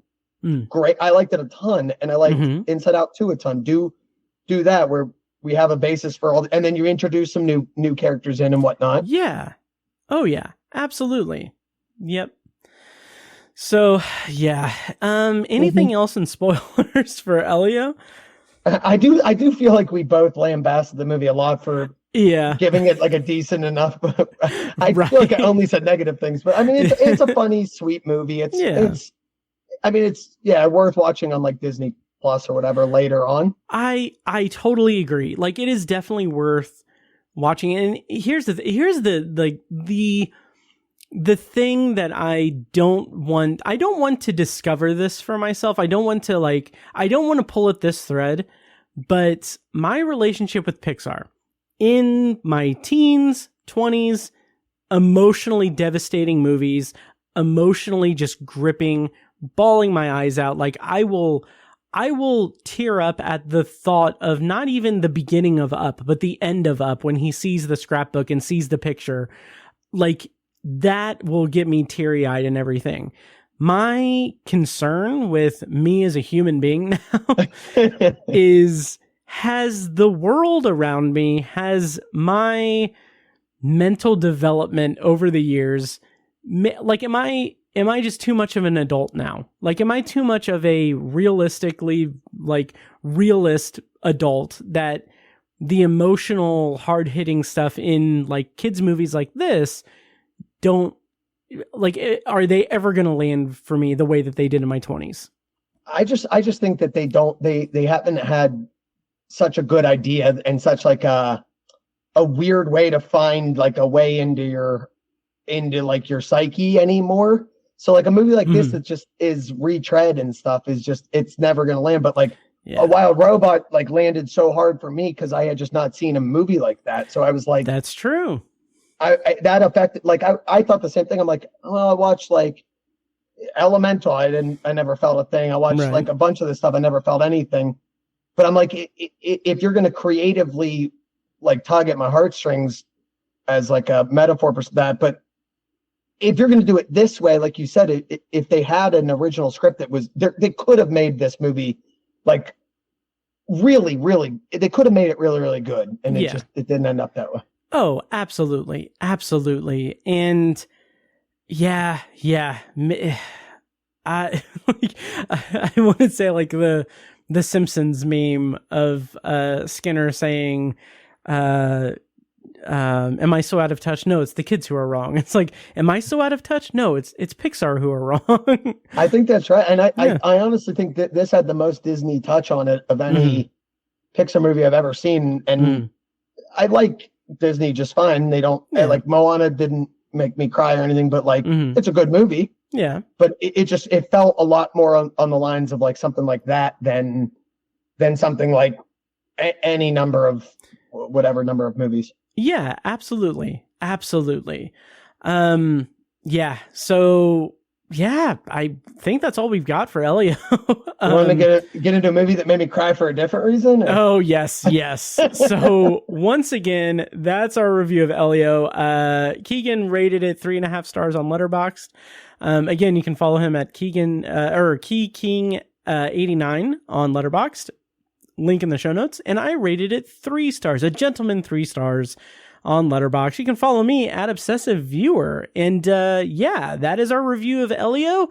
We're going to go ahead and go into a probably non-spoiler, because I don't know if there's really any way to spoil this movie, our non-spoiler review of a Minecraft movie. But before we do that, I'm going to take a quick moment to remind you guys that if you like the show, please take a moment to follow us and subscribe to us. Follow us on social media, subscribe to and rate the show on Apple Podcasts, Spotify, YouTube Music, Audible, or whatever your preferred podcast app is. And subscribe to the Obsessive Viewer Podcast YouTube channel as well, where there's some videos up there and video versions of the podcast and everything. And if you're interested in starting a podcast of your own, you can go to Libsyn and use the promo code OBSESS. When you sign up for a new account, you'll get up to 2 months free, depending on when you sign up, and we'll get a commission on it as well.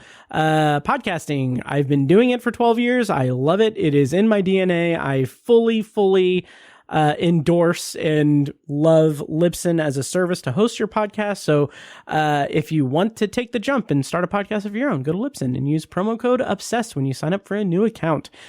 And now back to the show. They tell me I view obsessively. Minecraft trailer, take 2.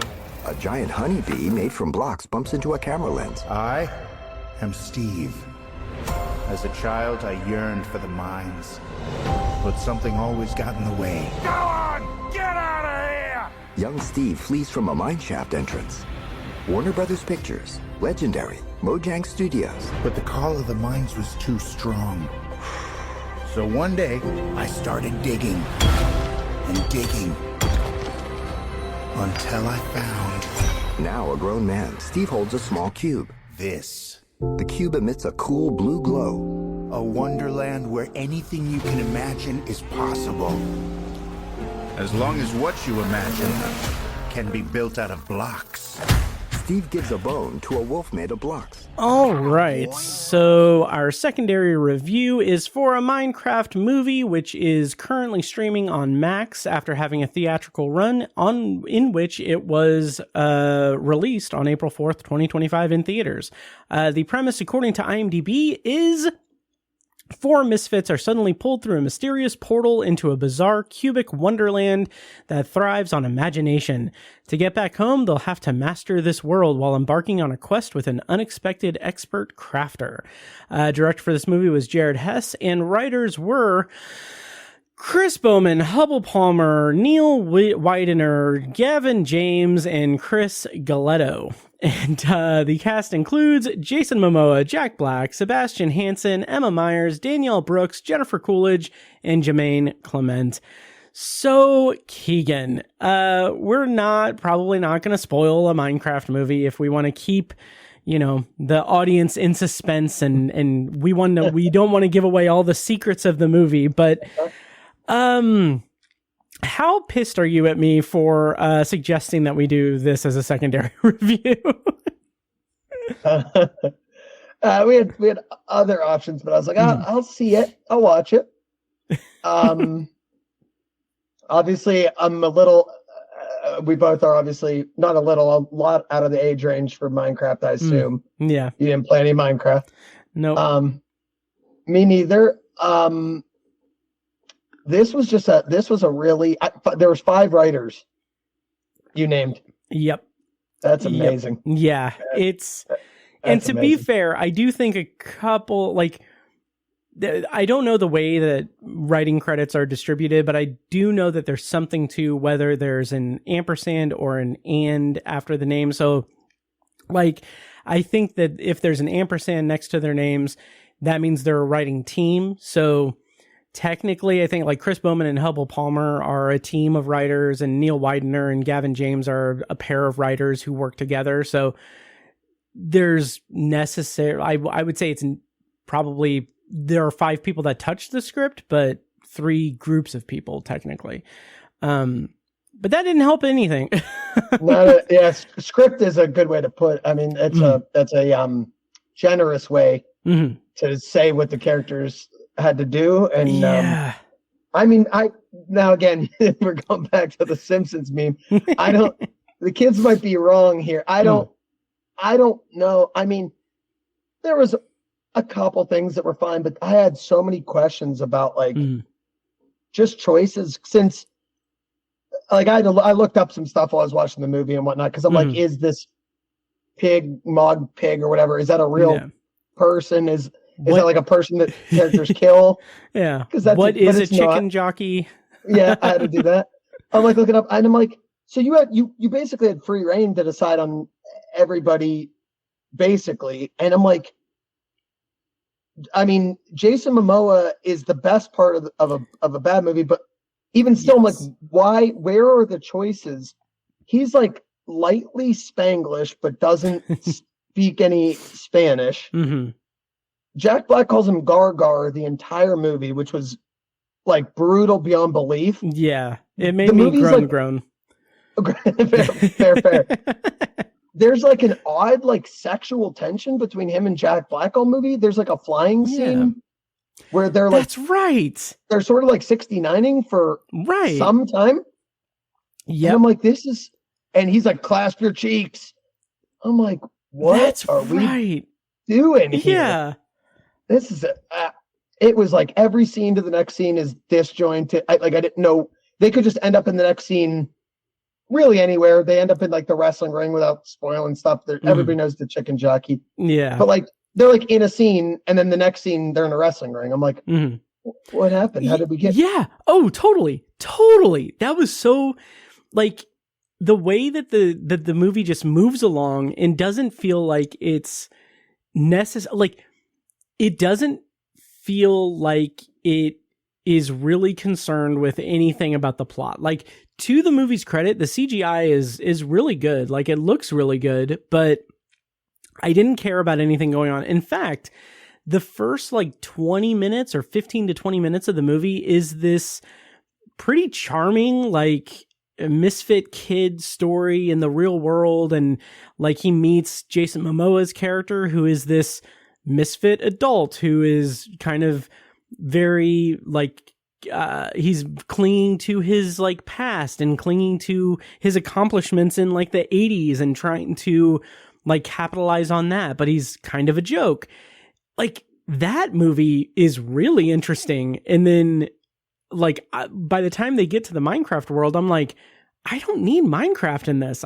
This could have been a good movie with just that, like a good like kids comedy, family comedy movie with that dynamic, and it's squandered on just a dumb IP movie that in parts feels very much like, it feels like one of the writer's jobs was to scroll TikTok and find as many trends and like isms from TikTok to basically like market research what would work in this movie for the TikTok generation. And the product of that is Gen Z kids went to the movie theater and threw chickens and popcorn and stuff at the chicken jockey thing, and there's nothing here of substance. No. I did read that there is like a line, I guess. I read a whole, I like did too much research on this movie for no real reason. But I guess there's a streamer called Technoblade who had carcinoma. So rest in peace to this guy. He's like 22 years old. Mm-hmm. And I guess he streamed in Minecraft wearing a crown or something. And so when they like meet, I'll give a light spoiler, but it's just they meet like a pig that's wearing a crown. Oh, okay. And they ask like who that pig is, and Jack Black says, he's like, "Who's that pig? Is he something special?" And Jack Black says, "That's a legend." It's like a really nice nod to this Technoblade guy. Nice. Well, I thought that was probably the highlight of the movie. Quite honestly. Yeah. It's a nice little homage to a guy who died of cancer and stuff really young. And if I had any intention of ever rewatching this movie, I would at least appreciate that scene. Yeah, I read the thing and I'm like, because I was like, what is, like you said, I was like, what is a chicken jockey? What am I, what's like a piglet? I don't know what any of this stuff is. So I'm like, let me try. And then I saw like they did an ode to him as like a pig walking through the thing. I'm like, well, that's really sweet. Yeah, that's nice. Apart from that, I mean, it's very hard to find a redeemable. Totally. And like the movie that this most closely reminded me of, and like the movie that made me, I don't know, I'm gonna try not to be long-winded with this, but a few years ago, I think it was 2022. Did you see Dungeons and Dragons: Honor Among Thieves? I did actually quite like that movie. Me too. I loved that movie. And as someone who has never played D&D, has been interested to play D&D, but just never played it, I found that movie so charming in the way that it really made me feel like, oh, I know what because of this movie, I know what the feel of like a really good D&D campaign is. And it had the fun and the lightness of like the team together, and it just had like so many moving pieces that even though I've never played D&D, I know plenty about D&D just from pop culture, but because I'd never played it, I was surprised that I could connect to that movie so well. This movie is like, I don't see the appeal want to make you of go Minecraft. Play Minecraft. Not even a little bit. Like maybe if I'm being punished, like it didn't grab me as like a reason why Minecraft is something that has been so popular. And like that's not to denigrate Minecraft or anything. Like, I'm sure that there are a multitude of reasons why that's like one of the most popular video games in history and has such a huge following. Like, there's not, like, I'm not saying anything negative about that, but this movie did not do anything to channel that into a movie. It just felt just like it was capitalizing on the fact that, oh, Minecraft as a property is hot business, and let's get Jack Black and Jason Momoa in it and see what happens. It reminds me of Brent talking about the Jurassic Dominion or Rebirth. Yep. It's like Jason Momoa is like he's a real movie. Like Jack Black kind of got shunned with whatever. That was a whole weird thing. But like Jason Momoa is a real dude, and like to come in here and overact for like an hour and a half is just. It was just unnecessary. There's so much wrong. There's a lot to say. Yeah, totally. And I had mentioned the TikTokification of it. Like oh my God, like two things stood out to me in that respect. One is there's a sequence where they play, I don't know what the song is called. I think it's just called Boo Thing, but it's a very popular song on TikTok. Like it's a huge trend, and like it played in the movie. Like the snippet that it played in the movie was 100%, like the exact snippet that is all over TikTok, and like it has no reason to be. That's just the score of a fight scene, and it's like it feels so like just empty and opportunistic and everything, and then. The other thing that like bothered me was, and like this, we don't have to get into this like this as an internet colloquialism or anything, but there's a scene where a character is strolling through, and it's like it's played for comedy, but he's like, "I'm sorry that I have to unalive all of you." It's like people saying like unalive and sluicide and essay and like saying things on the internet like that as a means to graping. Like saying that, like I've heard conflicting reasons why, but like my understanding is that people are saying that to circumnavigate like the censors on like TikTok and other platforms and stuff. I've seen other people claim that it's to alleviate possible like trigger words from viewers watching it, but it's like it's the same as saying like I don't know. This is not a good comparison, I don't think. Well, maybe it is, but like it's the same. Like if in that respect, I understand the idea that like, oh, it's a way to kind of not trigger people with that, but it's like it's the same idea as like, you know, if a white person says like the N-word in place of the N-word, it still is not okay to say the N-word. Like, well, you know the word, you know what the word is like meant for in that instance too. But like even like if you say on a lot, you know, maybe the kids, I don't know, maybe I'm so out of touch, but like the first thing I think of is the word. Yeah. So you're not helping the cause by doing stuff like that. And to put it in a movie, like that's the thing. Like I also understand that the English language is constantly evolving. Like I used to bang the drums so hard at the fact that the word whoa is spelled WHOA. Like that is how it's spelled. And people online have like more and more over the last decade or so have just taken to spelling it WOAH. And like, I've let go of that because I'm an adult. I'm an adult. Yeah, no, have you let go of it? Yeah, well, I have, but I'm also an adult who's reviewing a Minecraft movie and Elio. So I guess I'm here too. Yeah, exactly. But I understand that that's like, okay, that's just evolving language. That's just like, whatever. I don't like it because I know how I spell it, but whatever. If enough people spell it the wrong way, it becomes the right way. But the right way, supposedly. But anyway, but with this, it's like, that's like self-censoring in a way that like, I understand the reason behind it for like TikTok and like the algorithm and everything, but to use it unironically even if it is done for a comedic reason in a movie just feels like, it feels like it's just it's cringe. Cringe, yes. Yes, exactly.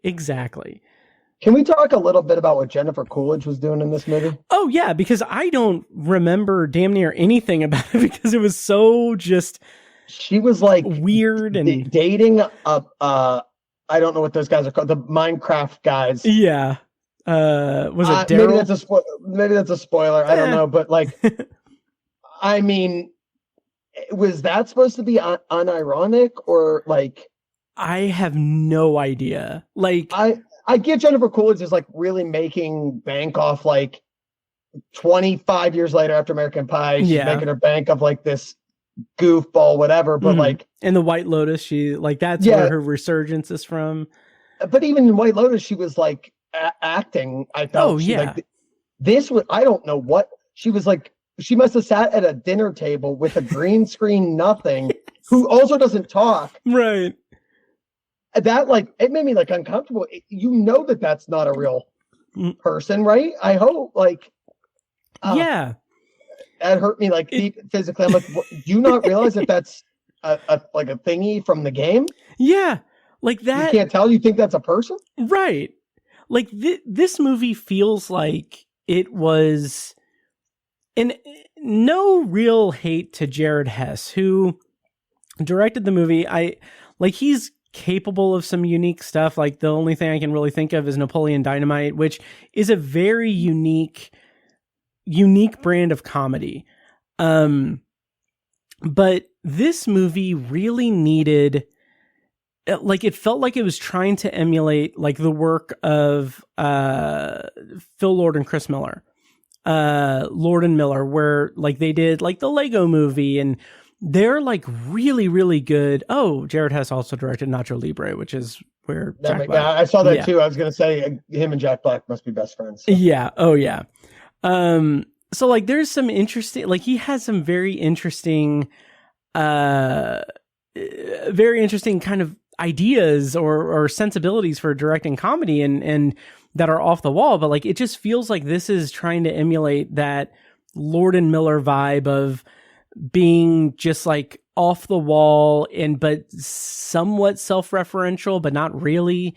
And that's something that I feel should not be like attempted if you're not going full bore into it. Yeah, I mean, I wouldn't have minded, honestly, if it was like more confusing for me. If they like went into like real like Minecraft lore of like what actually goes. There's adults that make millions of dollars a year streaming this game. Yeah. Oh yeah. If they want to go like full bore into it and make it like to where only they would still have made, I don't know how much this movie made, probably $750 million, but right.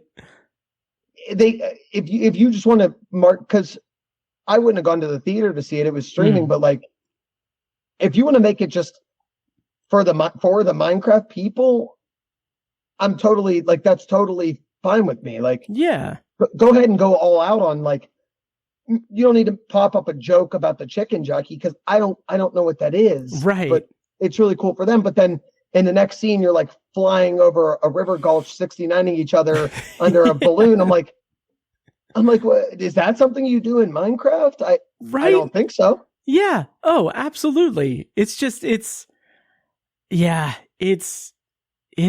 lame. I didn't find anything really that redeemable about it, aside from Jason Momoa's performance, which I thought was, he was doing something that would have worked better if it really committed to it, but it was acceptable. Yeah. Like it gave me something to kind of latch onto as a comedy, but anything else in this movie just did not work for me. Yeah, I agree. Yeah. So I don't know if I have anything else to say about a Minecraft movie. I will say, without spoiling it, there is a post-credit scene. Did you stay for the credits? I don't remember. I don't remember the movie enough to know. Fair. So I'm not going to say what the post-credit scene is for spoilers or whatever, but it is very much like it's basically any video game post-credit scene that you've seen. It's like, oh, there's like the introduction of a character and like we don't see the character because they haven't cast the character and they're going to like they're just laying the groundwork for like a sequel if there's going to be a sequel. And like, of course there's going to be a sequel. Oh yeah. But like watching it like, okay, perfect example. I think it was like Sonic, one of the Sonic movies ends that similar way. Like, oh, there's an introduction of a character after the credits that's like clearly like part of the Sonic lore. And so I was like, oh, that's interesting. I don't know anything about this character. I'm going to Google it and see what the deal is. And it's okay. It's interesting. I'll see what happens in the next one. This one was like, I could not care less about who this character is, what the significance of it is, because I did not understand what any of the lore of this movie is supposed to be. And like, it did not make me interested at all. Well, that's why I thought like, even like Googling it before I watched and doing all this stuff, like I thought that like the I don't know, final boss piglin woman was a character in Minecraft.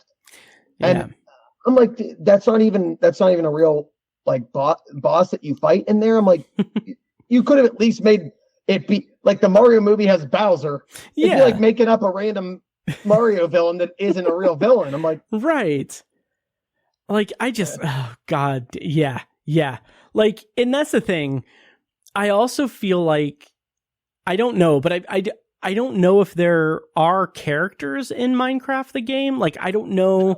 Like, I actually don't. Yeah. Like I was surprised that there was that, like that post-credit scene involves like a character. Cause I was like, oh, clearly this is a character of some significance to the video game. But like, I just went through it like thinking, well, Oh my God. I didn't know there were characters in the game or in the movie. I know there's like bosses that you fight along the way, but I'm like, oh, cool. This is some people, the kids are going to love that this pig woman is in there. Yeah. They're going to love that. And then I'm Googling and I'm like, is this a real character? And they're like, no. I'm like, oh, okay. So you invented. Yeah. Why? Yeah.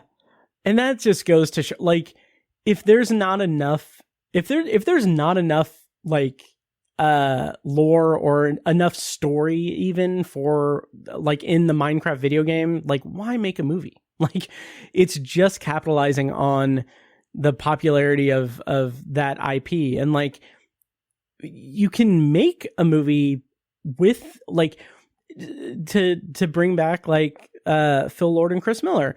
They made the Lego movie. That is such a great.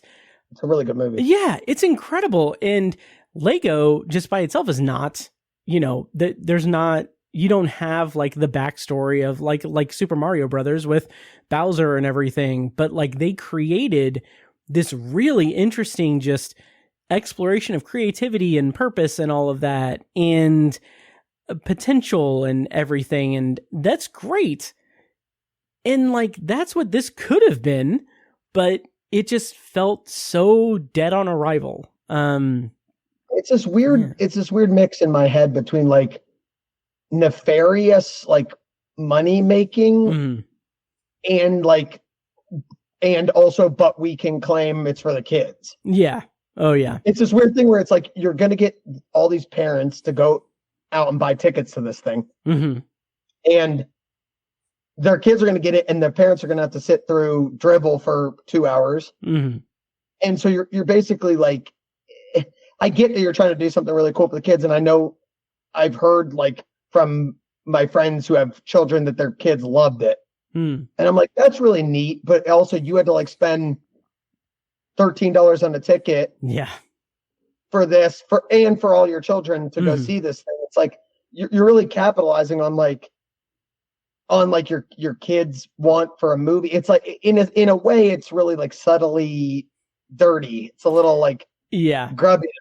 Oh, absolutely, absolutely. It's something that it and not product placement, but like the branding of it is like there's already Minecraft merchandise and everything because the video game's so popular, but like, oh, slap the movie on the branding on the packaging and oh, your kids need that. Like, and yeah, this will get more movies. This was a success. Like even this came out April 4th. 2 weeks after that was Easter, and I went to my sister's and her kids were all like wearing Minecraft and talking about Chicken Jockey and everything. And it's just like, yeah, again, to go back to the Pixar discussion, I've aged out of this thing. Like I need heart in it. And this did not have any heart. It just had, to go back, TikTok. I keep mentioning the Mario movie, but like I went to see the Mario movie. I thought it was just fine, but like even that has like, they go through the first pipe and they're immediately in like the 1-2 or whatever. And then they like run through, it's like, da-na-na-na-na-na. And that's only for us. Cause the kids didn't play Mario World 3 or whatever. You know what I mean? Yeah. And I'm like, all right, that's a nice little like nod to me who played that game. And I still like Mario and I know those characters. Oh yeah. But like to make a movie that's so directed towards a very like age range group of kids that can't go see the movie on their own. Right. They're not going to drive. They're not 16. They're not driving to the movie theater. Yeah. So you have to bring your children because they're going to make you because all their friends have seen the Minecraft movie. I'm like that. There's some kind of weird, it just makes me feel like a little grimy. Totally. On the skin. Yes. Yes. And to that point, like that's a really good point because, well, okay, this is going to be a whole other conversation. We don't need to get into all of this, but the other real depressing thing about all of this is that the way that media has shifted and changed with the rise of YouTube and TikTok and Instagram Reels and all of the like the Gen Z stuff, that short form content, that stuff, it has drifted to, I would say, the pessimist in me says that, or the cynic in me says that Minecraft is one of the most popular IPs across video games and everything. That's just a pure fact. But how much more popular is it because kids aren't playing it? They're spending their time watching people play it, watching streamers play it. And Right. is that why it's so easy to satisfy them? Because you don't need like a big like storyline or anything. You don't need characters. You don't need to capture the essence of what it is to play this game, because like media has changed to the point where you just need the imagery of Minecraft to satisfy the kids who are satisfied watching people stream Minecraft instead of actually playing it and building themselves. And that's just the bleak reality of the future in which we live. Yeah, and that goes in hand. I won't belabor the point or anything, but it goes hand in hand with like what you and Brent were talking about on the Rebirth review. Is like I had a point here. I might have lost it, but sure. Yeah, I might have lost it, but there is more beauty in a lot of games that like people. Oh, The Last of Us is what I was thinking of. Oh yeah, like a game that's got so much beauty that's getting like hated on so bad. I mean, that game is just all narrative storytelling. It's a beautiful game. The show is still good. I mean, it's the first season I thought was a good bit better, but like those kind of games that it disheartens me to know that those kind of games that get booted onto like HBO are getting kind of shit on for no real reason when it's all like a narrative based game. Yeah. And like a game that I just played that just came out, Expedition 33, one of the finest games I've ever played across all my life, video gaming since I was 6 years old. Wow. It's got the most beautiful story, the most beautiful soundtrack. It's just a beautiful game. It would never see like an IP release. It's like a French release. There's just no. It would make for such a beautiful. To make those characters into reality on HBO, it would be killer but it would only be for the adults that played Expedition 33. And it's just a wonderful, beautiful game about family and all sorts of grief and tough stuff. But it just those kind of games don't see the light of day for something like this, but like a Minecraft movie does. So it disheartens me in the same way you were mentioning. Yeah. Oh yeah. That's such a good point. I've never heard of Expedition 33, but it's wonderful. It's wonderful if you get your hands on it. It's a great game. I really need to upgrade to PlayStation 5. Like I need to just stop dragging my feet because I'm still on PS4, which tangent, and we can kind of start winding down here in a second, but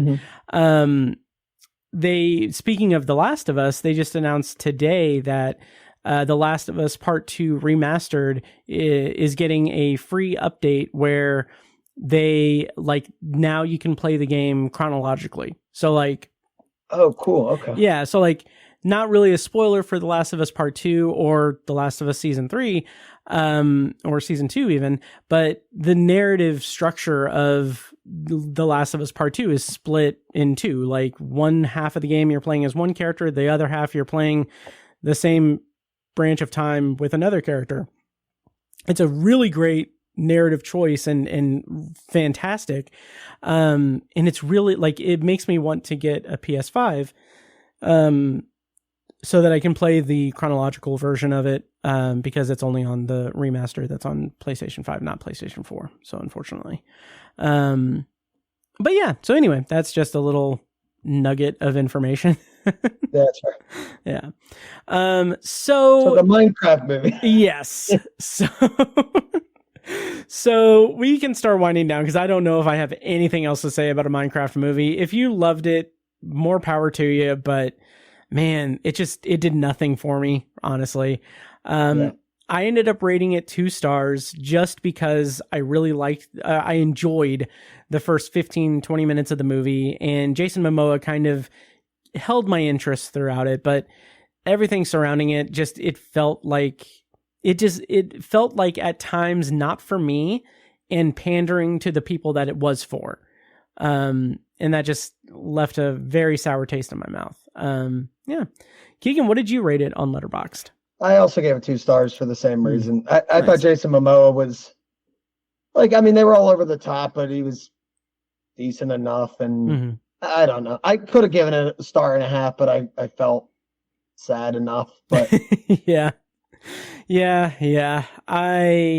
I feel you on that. I felt kind of iffy giving it 2 stars, but it's just wasn't for me. So yeah, me neither. So that's our review of a Minecraft movie, and I don't think we're going to do a potpourri section. We're going to kind of just end it if you're good with that. So I would like to plug the bear. Brent gave it all these high reviews. This is Brent Luthel, by the way. This is yeah. I agree with him in every way. The people fell off so bad on the bear after season 3. I think it was because people were so unexplored for like the first 2 seasons are like in your face intensity, vulgarity, there's just a lot going on. There's a lot. Then they start exploring the characters and getting all these backstories, and people like fell off and said that the season 3 was crap and that the show is washed and season 4 is garbage. I really just wanted to just 60-second pontification. Sure. I really think that the show is still really, really good. I think that they're doing really unique things. They're not going to get back to the 7 Fishes episode in season 2. It's one of the finest episodes of TV I've seen. They're not going to get back there, but I encourage people to continue watching the bear. It's still a really good show, and I don't know why people are like folding off it when it just got a 5th season already. Interesting. I think it's a really, it's the way that it's changed from this like gritty, like running the restaurant, making sure you're afloat and like working hard with all these people to this expansive universe of characters and storylines and backstory, and every episode you don't even know what's going to end. It'll just end in the middle of a scene, and you're like, oh, okay, oh shoot, all right, we're getting something. And then you might not go back to that scene for 2 episodes. You might not ever even know what happened there because the next episode might be a flashback. But he spoke to me in a way that like viscerally affected me when Brent was mentioning it, because I've had friends that are like, I'm done with that show. Season 3, season 4 sucked even worse. I'm like, no, it didn't. The show is still really, really good. It's just good in a different way. Interesting. That makes me really, really interested to finally watch it. Not that Brent's, speaking about it didn't make me want to watch it, but like that further makes me want to watch it, because I like one of the reasons why I haven't really given it a shot yet is I honestly feel like my perception of it, my idea of what it is from like pop culture and everything is that intense, like, oh my God, the stress of running a restaurant and keeping it afloat and everything, which I am very much interested in, just because I think that can be very interesting to see play out. But knowing that they do get into the characters and stuff is appealing to me too. So, those first 2 seasons are like that. It's like that. It's very, very intense. It's very, it's just, there's a lot of like just screaming, yelling, swearing at each other. And then they start to slowly slide back into like the backstory of everybody's like intentions for why and their motivations for who they are. And I don't think it lessened it for me in any way. Like 3rd season was slow. It wasn't, as focused on like the cooking aspects or running the business. It is still, but it more delves into like the real motivation for everything. And that didn't, for me, it didn't take anything away, but a lot of people like they lambasted the 3rd season. I just didn't feel that way. And I heard Brent say the same thing. And I was like, all right. I couldn't agree more. I really still love the show. Nice. Well, that was my 1 minute of nice. Well, on the pulpit. I think that you're going to get people to watch The Bear, and who knows, by the next time you're on the show, it could already be renewed for a season 6. So I think you did some good work. Fair enough. Yeah. I don't really have anything for like this impromptu potpourri or anything. I did rewatch Spaceballs. I need to do that probably soon. It's such a blast. Like I hadn't seen it for several years. And it's so much fun. It's hilarious. It's great. Like, I watched it. This was the first time I'd watched it since 2017. So it had been quite a while. And the funny thing is that I rewatched it. It's on Max right now, by the way. And then, like, probably the next day, I decided, I'm going to watch The Naked Gun, the original The Naked Gun from 1988. And weirdly enough, like, I thought Naked Gun was fine. I hadn't seen it before. But I was a little bummed that I didn't really connect with it. Like, it's funny. Not Liam Neeson, but Leslie Nielsen is phenomenal. But it just felt like it didn't have that. It didn't really feel like it had as many laugh out loud moments for me that I expected it to. So I'm gonna visit the other two movies and then the new one that's coming out. So I will report back with my full thoughts on The Naked Gun. But for now, I thought The Naked Gun, the original, was pretty okay. So yeah. You just had me rate Spaceballs and Airplane. Oh, nice. That just kind of caught my head. Airplane, I think, is like a near 5-star movie. Oh, 100%. That's what I kind of. I think I gave it 5 right there, but Spaceballs I gave a 4.5 real quick. Nice. Yeah. Airplane is kind of the quintessential, parody comedy movie, and I think that watching The Naked Gun made me really kind of, while I was watching it, I was like, I'm expecting it to be Airplane level comedy, but it wasn't. And I think that maybe I was judging it against too big of a stick or anything or whatever. But yeah, I thought it was okay. Fair enough. You got a little peppery in there. Yeah, absolutely. So that will do it for this week's episode of The Obsessive Viewer. Keegan, thank you so much for joining me again. And if you could tell people where they can find you online, including your Letterboxd. Mainly my Letterboxd at Keeking, Keee, King 89. Nice. That's where you can find me. Nice. And link to that is in the show notes of this episode. Once again, Keegan, thank you so much for joining me. And I'm going to go ahead and play us out. That's it for this week's episode of The Obsessive Viewer. As always, thank you so much for listening, and make sure to follow the show on social media and subscribe to the podcast on your preferred podcast app. Also, check out our other shows, Tower Junkies and Anthology, hosted by me, and check out the Patreon for exclusive content behind the paywall. Next week on the show, I'm going to be reviewing Superman and Megan 2.0 probably. Until then, thank you for listening, and we'll see you next week. And now, enjoy this short clip from a recent Patreon exclusive episode. For the full episode and more Patreon exclusive content, sign up at patreon.com/obsessiveviewer. Yeah, which did numbers at the box office, so I think, didn't it? I think so. Yeah. Warner's is actually doing pretty well this year, I have to say. This one was interesting because, let's see, Apple, I think it's going to be on Apple TV Plus, regardless. But, like, good Lord, though, like, this movie was so expensive, too. Like, any kind of sequel talk, like, just freaking leave it. Like, you know, like, you got the money back. It didn't cost $250, I believe. Oh, it's wow. Like, between that, this is Apple's, like, last go at theatrical. That's right, yeah. Or their whole gamut, whatever the hell they were trying to do that didn't work. Sure. You know, with Wolves and a couple other releases last year. Like, just bow out on this one, Apple. Right. Take your win. I don't know. Maybe at this point, it's Warner saying they would take it over. I think regardless, it's like... And I wasn't a huge fan of the movie. I liked it well enough. Sure. But like, we don't need another one. We know we don't need another one. Yeah.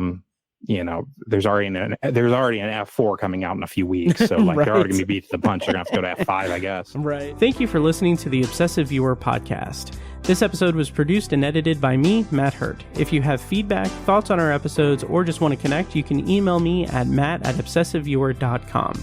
For more information on this show, including a full archive of our episodes and show notes, visit obsessiveviewer.com. And if you enjoyed the show, please give us a follow on social media and subscribe to us on your podcast app of choice so you never miss an episode. Also, consider rating and reviewing the show on Apple Podcasts, Spotify, and Audible to help increase our visibility and grow our community. If you want to support the show and get early access to new episodes, as well as a steady stream of exclusive episodes, you can join our Patreon at patreon.com/obsessiveviewer. For information on more podcasts presented by obsessiveviewer.com, visit obsessiveviewer.com/podcasts. Our theme song is A Little Mad Sometimes by As Good As It Gets. For more of their music, check them out on Spotify and at asgoodasitgetsmusic.com. Thank you so much for listening, and we'll see you in the next episode. Get up to 2 months of free podcasting service with Libsyn. Check out the show notes for your promo code to get started podcasting today.